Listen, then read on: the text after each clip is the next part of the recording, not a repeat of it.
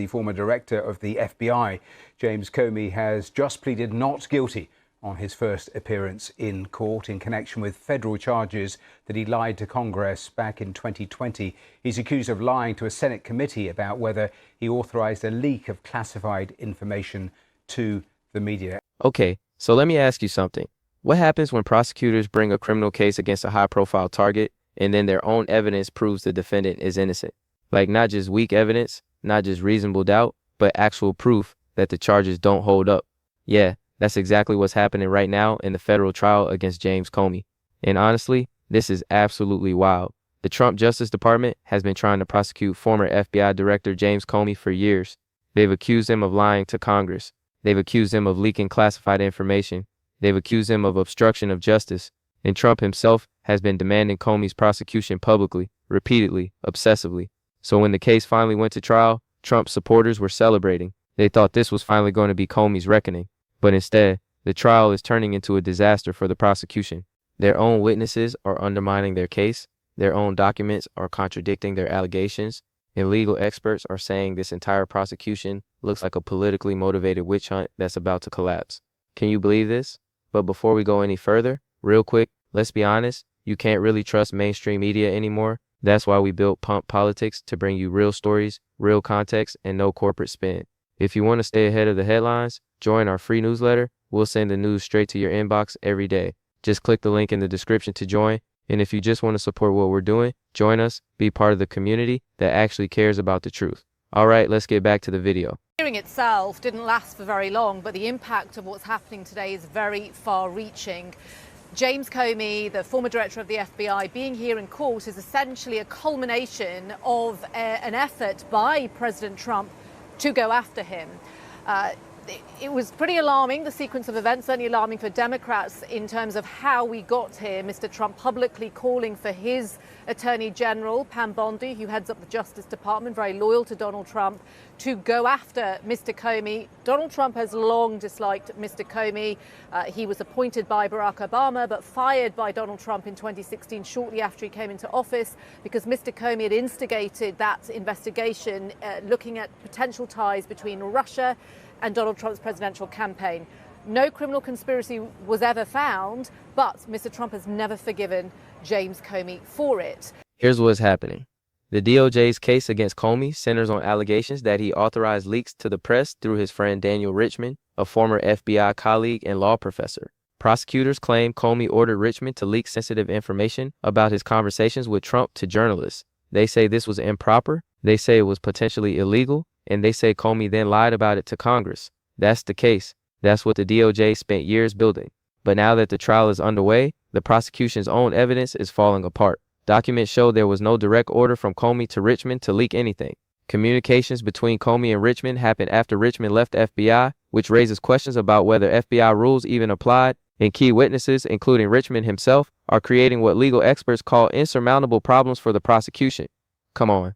But wait, it gets worse. Federal prosecutors have admitted in internal memos and in open court that their evidence is insufficient for conviction, and in some cases, insufficient even to meet probable cause, the basic standard for bringing charges in the first place. Let that sink in. The prosecutors bringing this case have admitted their own evidence doesn't support the charges. That's not just a weak case, that's a disaster. That's the kind of thing that should never have made it to trial, and it's raising massive questions about why this case was brought at all. Are you kidding me? And then there's the judges. 2 federal judges have scolded the prosecution for bringing sparse and vague indictments.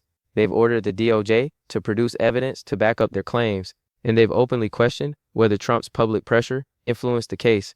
Because here's the thing, Trump has been attacking Comey publicly for years. He's called him a liar, he's called him a leaker, he's called him corrupt, and he's demanded that his Justice Department prosecute Comey. Those demands are public, they're on the record, and Comey's defense team is arguing that this entire prosecution is vindictive, that it's retaliatory, that it's politically motivated revenge disguised as justice, and based on what's happening in court, that argument is looking pretty strong. This is wild.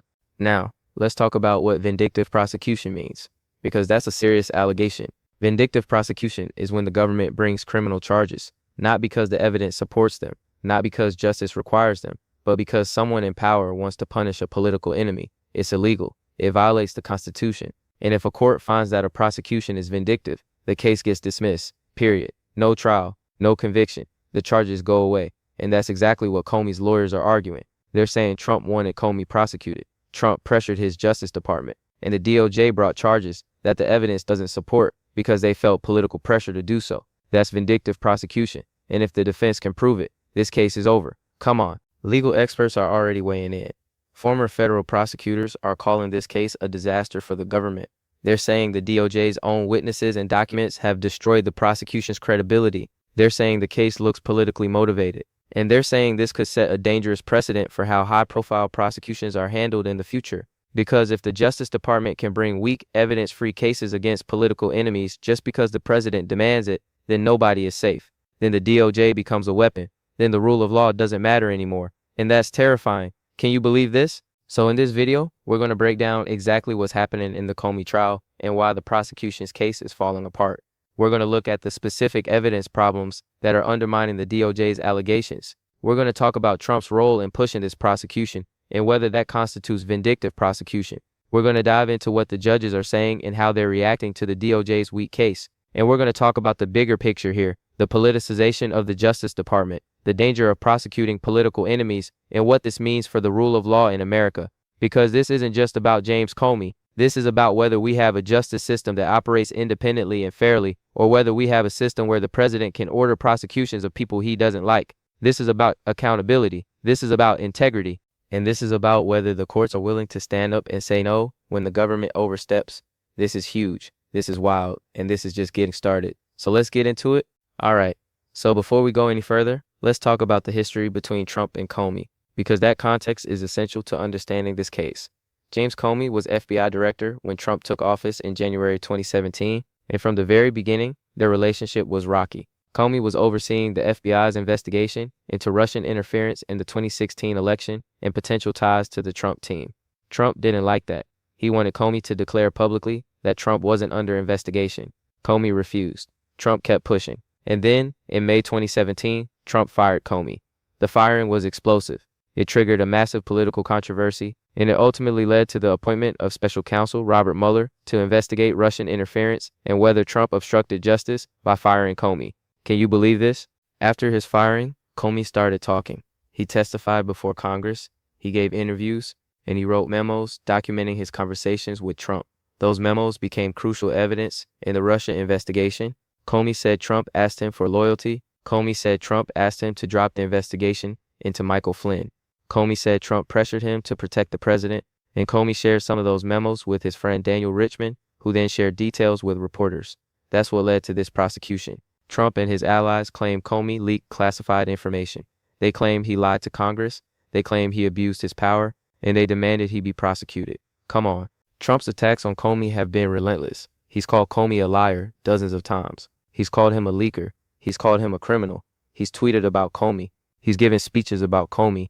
He's pressured his attorneys general to investigate Comey, and he's made it clear, publicly and repeatedly, that he wants Comey in prison. Those statements are on the record. They're undeniable, and they're central to the defense's argument that this prosecution is vindictive, because when the president of the United States publicly demands that someone be prosecuted, and then that person gets prosecuted, you have to ask whether the prosecution is based on evidence or based on politics. This is wild. Now let's talk about the actual charges against Comey. The indictment alleges that Comey authorized Daniel Richman to leak information to the press. It alleges that Comey lied to Congress about his interactions with Trump. And it alleges that Comey obstructed justice by improperly sharing FBI documents. Those are serious charges. If proven, they could send Comey to prison. But here's the problem. The prosecution's own evidence doesn't support those charges. Let's break down why. Are you kidding me? First, the allegation that Comey authorized leaks to the press. The prosecution's case relies on the idea that Comey gave Daniel Richman a direct order to share information with journalists, but the documents don't show that. What the documents show is that Comey shared his personal memos with Richman. Those memos documented Comey's conversations with Trump, and Comey has always maintained that those memos were his personal property, not classified FBI documents. Richman then decided, on his own, to share some details from those memos with a reporter, but there's no evidence that Comey ordered him to do that. There's no smoking gun email. There's no recorded conversation. There's nothing that proves Comey directed Richman to leak anything. The prosecution is assuming that Richman wouldn't have shared the memos without Comey's authorization, but assumption isn't proof, and without proof, the charge doesn't hold up. Come on. Second, the timeline problem. Much of the communication between Comey and Richmond happened after Richmond left the FBI. Richmond was a law professor at Columbia at the time. He wasn't an FBI employee, so FBI rules about handling information didn't necessarily apply to him. And Comey sharing personal memos with a friend who's not in the FBI, that's not automatically illegal. The prosecution is trying to argue that the memos were FBI property and therefore subject to FBI rules. But Comey's defense is arguing that the memos were Comey's personal notes and he had every right to share them. That's a factual and legal dispute, and the prosecution hasn't proven their version is correct. This is wild. Third, the credibility of key witnesses. Daniel Richmond testified at the trial, and according to legal experts watching the proceedings, his testimony created insurmountable problems for the prosecution. Richmond apparently contradicted key parts of the government's narrative. He said Comey didn't order him to leak anything. He said he made his own decision to share information with the reporter because he thought it was important for the public to know what was happening. And he said Comey's memos didn't contain classified information. That's devastating for the prosecution because Richmond is their star witness, and he's basically saying the charges against Comey aren't true. Can you believe this? Fourth, the prosecutor's own admissions. This is where things get really bad for the government.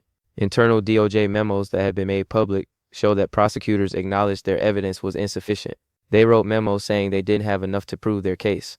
They admitted in some instances that they didn't even have probable cause, which is the minimum standard for bringing criminal charges.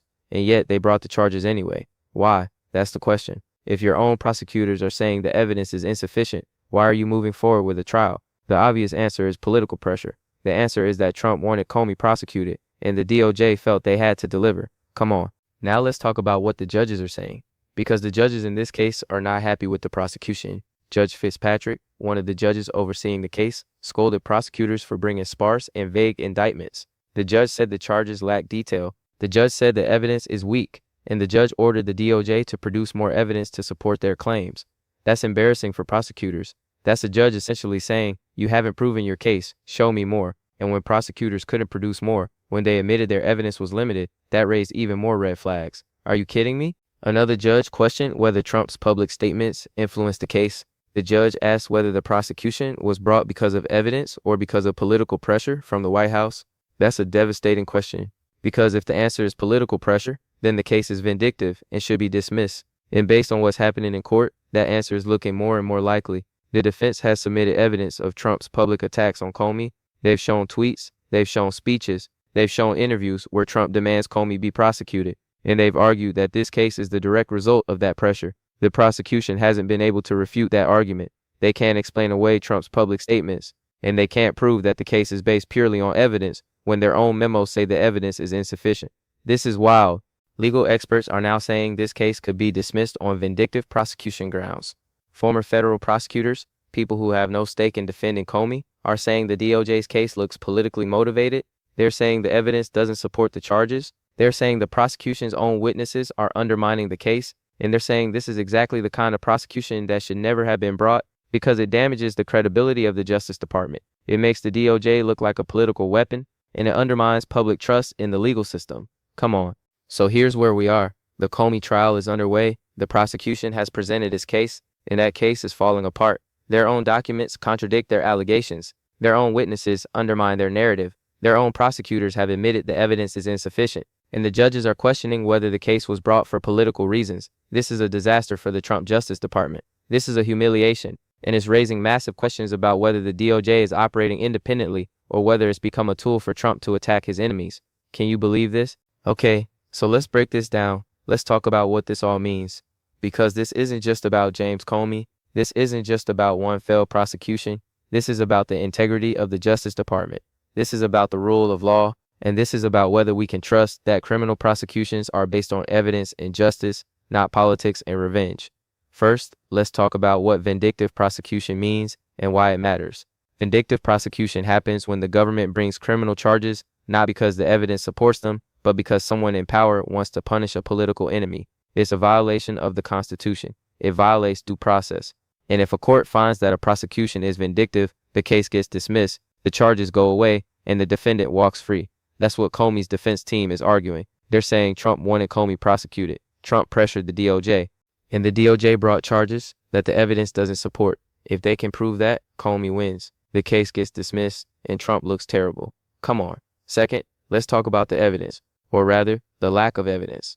The prosecution's case is built on the idea that Comey ordered Daniel Richmond to leak information to the press, but they don't have proof of that. They don't have a direct communication. They don't have a recording. They don't have a witness who heard Comey give that order. What they have is Richmond sharing information from Comey's personal memos, and they're assuming Comey must have authorized it. But assumption isn't proof, and in a criminal trial, you need proof beyond a reasonable doubt. The prosecution doesn't have that. Their own witnesses say Comey didn't order leaks. Their own documents don't show authorization, and their own memos admit the evidence is insufficient. That's not a case. That's a disaster. Are you kidding me? Third, let's talk about Trump's role in all of this, because Trump's public statements are devastating to the prosecution's credibility. Trump has been demanding Comey's prosecution for years. He's attacked Comey publicly. He's pressured his attorneys general. He's made it clear that he wants Comey in prison. And when the president publicly demands someone be prosecuted, and then that person gets prosecuted on weak evidence, it looks vindictive, it looks political, and it undermines the entire case. Because the question becomes, is this prosecution based on evidence and law, or is it based on Trump's personal vendetta? And based on what's happening in court, the answer looks like vendetta. Come on. Fourth, let's talk about what this does to the Justice Department's credibility. The DOJ is supposed to operate independently. It's supposed to make decisions based on evidence and law, not politics. But when the DOJ brings a case that looks politically motivated, when prosecutors admit their evidence is insufficient, when judges scold them for vague indictments, that credibility gets destroyed. People lose trust. They start thinking the DOJ is just a tool for whoever's in power. And that's dangerous, because the justice system only works if people believe it's fair. If people think the DOJ prosecutes enemies and protects friends, then the system breaks down. And that's what's happening here. Trump is destroying the DOJ's independence and credibility. This is wild. Fifth, let's talk about the judges. Because the judges in this case are doing their job.